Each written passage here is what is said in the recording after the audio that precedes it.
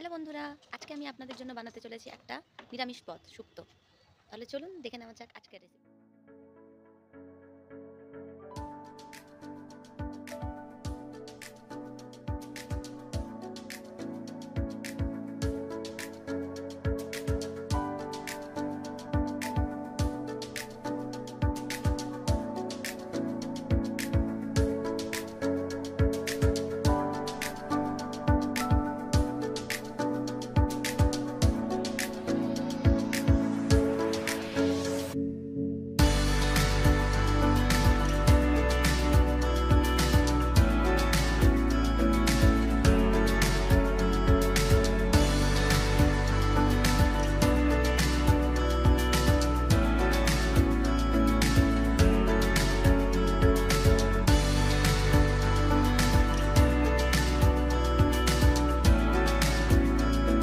Long video আমার চ্যানেলে আছে, আমি ডেসক্রিপশনে লিংক দিয়ে দেবো, আপনারা ওখান থেকে চেক আউট করে নেবেন।